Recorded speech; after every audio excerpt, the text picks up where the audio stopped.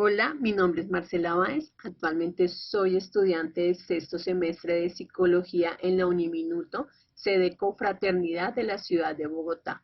A continuación, desarrollaré la actividad número 2 del NCR Desarrollo Contemporáneo, que abarca el tema hitos históricos del modelo de desarrollo dominante y sus implicaciones en nuestra sociedad actual. El concepto de modelo de desarrollo es un tipo de programa que pretende desarrollar la economía de un país. El mismo se basa fundamentalmente en un aumento de la inversión, circunstancia para la que requiere un incentivo importante al crédito.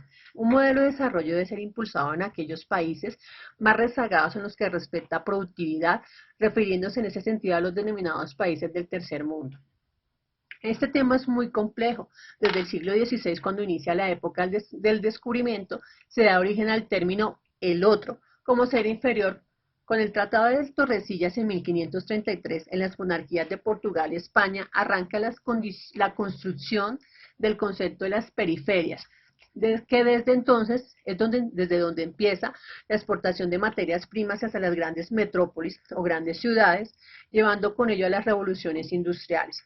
Adicional a ello, las periferias se veían como obligadas a adquirir los productos e industrializarlos, es decir, las periferias eran las que exportaban las materias primas hacia las grandes ciudades, pero a su vez se veían en la obligación de adquirirlas, comercializarlas, comprarlas para fabricar con ellas. Ya en América Latina, para las clases dominantes de la posindependencia, de la época de la infracción de las primeras repúblicas liberales de mediados del siglo XIX, los mestizos, los negros y los indios eran consideradas razas inferiores, atrasadas, a los cuales era legítimo dominar, expropiar y educar para conducirlos hasta el progreso y la urbanidad. Para los forjadores de las repúblicas latinoamericanas, la modernización social y la economía pasaba por la aplicación de prácticas disciplinarias de la sociedad tradicional por medio de la religión y la educación, por medio de los valores de la vida cotidiana, con el propósito de deshacer las culturas populares. Lo anterior implicaba que las diferentes culturas y etnias eran sometidas a cambios sociales.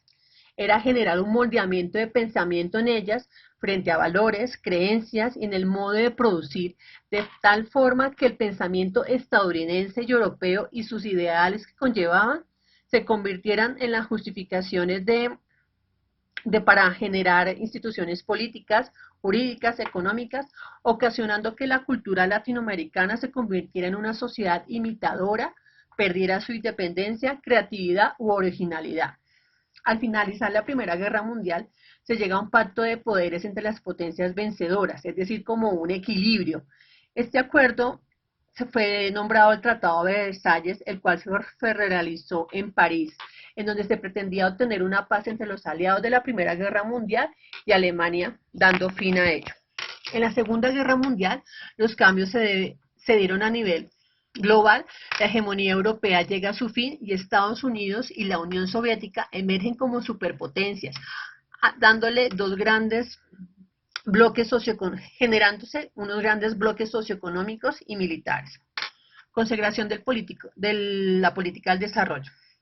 En el discurso de posición del presidente Truman, en el año 1949, en el mes de enero, se mencionó de forma moderada y explícita unos vicios del concepto de desarrollo.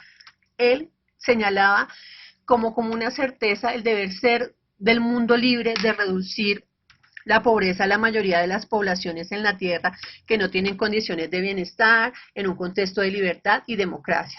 Adicional a ello, en su alocución o en su discurso, constata que hay países que comparten un singular denominador denominado subdesarrollados.